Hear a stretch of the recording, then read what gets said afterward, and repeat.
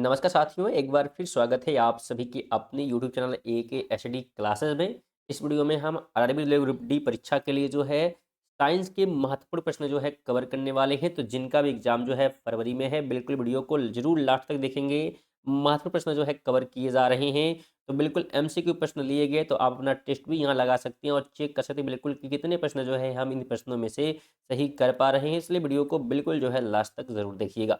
ये पहले प्रश्न की बात करें तो कहा जा रहा है कि जल का घनत्व सबसे अधिक किस तापमान पर होता है। बिल्कुल एनालिसिस के बेस पे प्रश्न जो है तैयार किए गए हैं। अगर आप लोग पीछे की वीडियो नहीं देखे हैं तो बिल्कुल आप लोग जरूर जाकर देखें कि जो एज इट इज पेपर में पूछे गए क्वेश्चन हैं उनको कवर किए गए हैं। तो बिल्कुल किस प्रकार के प्रश्न जो है पूछे जा रहे थे बिल्कुल आपको पता होना चाहिए और उन्हीं के बेस पे प्रश्न जो है तैयार किए जा रहे हैं। तो पूछा गया जल का घनत्व जो है सबसे अधिक किस तापमान पर होगा। तो बिल्कुल राइट की बात करते हैं तो 4 डिग्री सेल्सियस पर जो है जो जल का घनत्व होता है सबसे अधिक जो है होता है, तो ऑप्शन सी हो जाएगा। अगले प्रश्न की बात करेंगे तो केल्विन पैमाने पर जल का घनत्व अधिकतम कितने केल्विन पर होता है। केल्विन पैमाने पर जल का घनत्व पूछा गया है, तो केल्विन पर वहां पे डिग्री सेल्सियस की बात की गई, तापमान की बात की गई थी। तो यहाँ पे अगर केल्विन के अनुसार हम बात करते हैं तो ये ध्यान रखिएगा कितना हो जाएगा, तो 277 कैलोरीन पर। ऑप्शन नंबर बी हो जाएगा। बिल्कुल केल्विन आपको ध्यान होना चाहिए। 3 नंबर है कि मानव शरीर का सामान्य तापमान फ़ारेनहाइट स्केल पर कितना माना जाता है। फ़ारेनहाइट पर पूछा गया है मानव शरीर का सामान्य तापमान।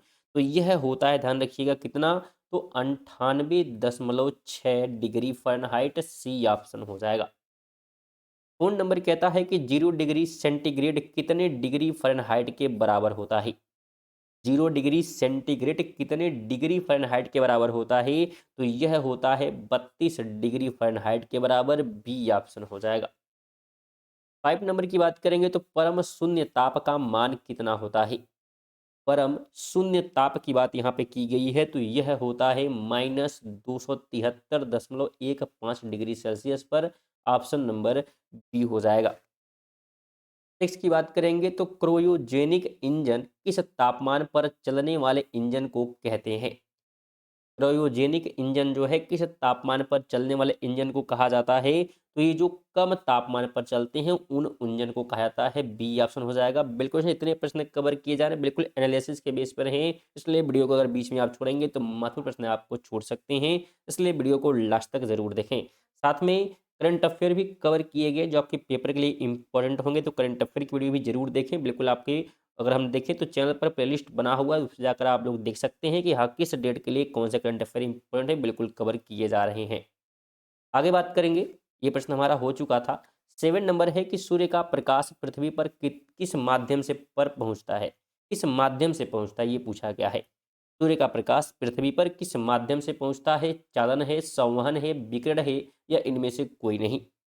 तो राइट की बात करेंगे तो विकिरण के माध्यम से पहुंचता है। ऑप्शन सी हो जाएगा।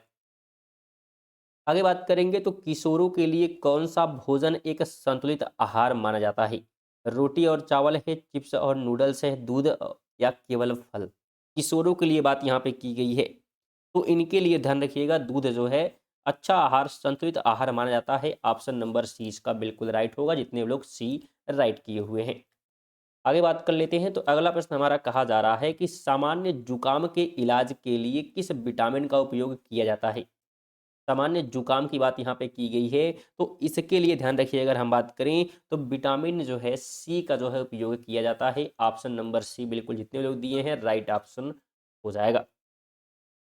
3 की बात करते हैं तो निम्नलिखित में से कौन सी बीमारी वायरस यानी कि विषाणु के कारण होती है।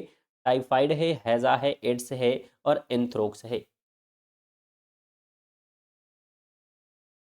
देखिए अगर राइट की बात किया जाए तो एड्स जो है हो जाता है विषाणु यानी कि वायरस की वजह से। ऑप्शन सी हो जाएगा।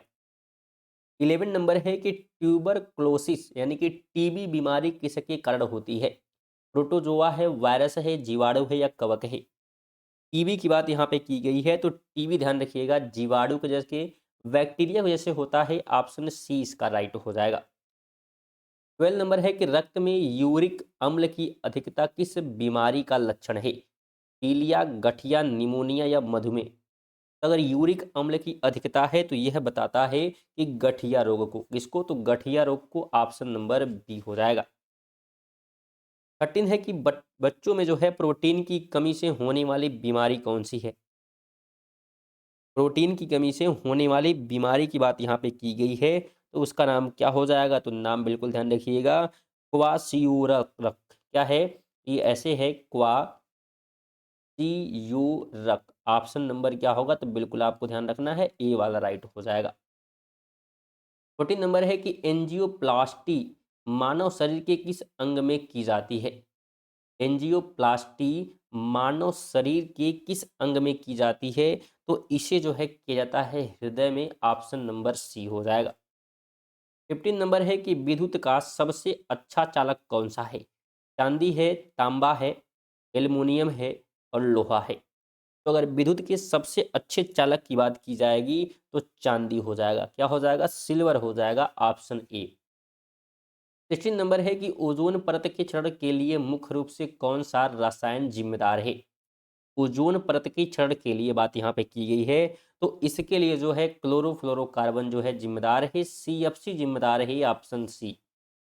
17 नंबर है कि किसी वस्तु में किसकी उपस्थिति के कारण वह विद्युत का सुचालक बनती है? इस वस्तु में किसकी जो है उपस्थिति की वजह से वो क्या होती है? तो विद्युत का सुचालक बनती है। अगर राइट की बात करते हैं तो ध्यान रखिएगा, जो मुक्त इलेक्ट्रॉन होते हैं, फ्री इलेक्ट्रॉन होते हैं, इन्हीं की वजह से जो है कोई चीज़ क्या है, विद्युत चालक, सॉरी सुचालक जो है बनती है। ऑप्शन नंबर सी इसका राइट हो जाएगा। इसलिए अगर आप बात करें रेगुलर करंट अफेयर कवर करना चाहते हैं तो बिल्कुल आप हमारे चैनल के माध्यम से वो भी कवर कर सकते हैं। रेगुलर सुबह 6 बजे करंट अफेयर की वीडियो आती है। इसमें महत्वपूर्ण जो है करंट अफेयर के क्वेश्चन MCQ फॉर्म में कवर होते हैं और प्रत्येक प्रश्न जुड़े हुए महत्वपूर्ण बिंदु भी क्या है, कवर होते हैं, जो सभी प्रकार के एग्जाम के लिए महत्वपूर्ण होते हैं। तो बिल्कुल आप लोग उन वीडियो को भी देखें और बिल्कुल आपके लिए ग्रुप डी वालों के लिए बिल्कुल इंपॉर्टेंट होगी, कोई प्रेजेंट टाइम से लेकर जो है अप्रैल मई तक क्या है करंट अफेयर में पेपर में पूछे गए हैं। तो ऐसे पेपर बिल्कुल क्वेश्चन जो है आने की संभावना है पेपर में, क्योंकि पेपर में पहले भी पूछे गए हैं, तो बिल्कुल उसी बेसिस पे क्या है प्रश्न पूछे जाएंगे और थोड़ा बहुत चेंजिंग जरूर देखने को मिलेगी। तो इस हिसाब से क्या है प्रश्न तैयार किए गए, तो बिल्कुल आप जरूर पढ़ें रेगुलर करंट अफेयर, और साथ में जो करंट अफेयर ग्रुप डी के लिए कवर की जा रही हो तो बिल्कुल आपको देखना ही है, जिससे आपकी स्कोर जो है बेहतरीन हो पाएगी। आगे बात करेंगे तो बारूद में जो है मुख्य रूप से क्या शामिल होता है? बारूद में बात की गई है, तो बारूद में ध्यान रखना है, इसमें जो है मुख्य रूप से जो है पोटेशियम नाइट्रेट क्या होता है? तो शामिल होता है। B option. 19 नंबर कहता है कि यदि 20 ओम के 3 प्रतिरोध श्रेणी क्रम में जुड़े हो तो कुल प्रतिरोध क्या होगा?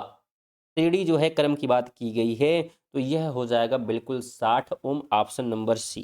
क्योंकि R1 प्लस जो है R2 और प्लस R3 की जो है बात यहाँ पे की गई है, तो सबको अगर हम जोड़ देंगे तो बिल्कुल 60 हो जाएगा। अगला प्रश्न है कि कार्बन की संयोजकता कितनी होती है? 2, 3, 4 या 5? तो कार्बन की अगर हम संयोजकता की बात करते हैं तो यह जो है 4 होता है। ऑप्शन सी हो जाएगा। 21 नंबर है कि द ओरिजिन ऑफ स्पीसीज नामक पुस्तक किसने लिखी है? तो ओरिजिन ऑफ स्पीसीज की बात अगर करेंगे तो यह पुस्तक जो है लिखा गया है चार्ल्स डार्विन के द्वारा। ऑप्शन नंबर ए हो जाएगा। 22 है कि सौर कुकर के अंदर का रंग कैसा होता है? सफेद, नीला, काला या लाल? सौर कुकर की बात यहाँ पे की गई है, तो यह जो है काला होता है। अंदर के रंग की बात यहाँ पे की गई है, तो सी ऑप्शन हो जाएगा। 23 है कि मृग तृष्णा बनने का मुख्य कारण क्या है? मृग तृष्णा जो है बनने के मुख्य कारण की बात यहाँ पे की गई है, तो राइट ऑप्शन जो है पूर्ण आंतरिक परिवर्तन हो जाएगा। ऑप्शन नंबर सी हो जाएगा। आगे कहता है कि मानव रक्त का पीएच मान लगभग कितना होता है?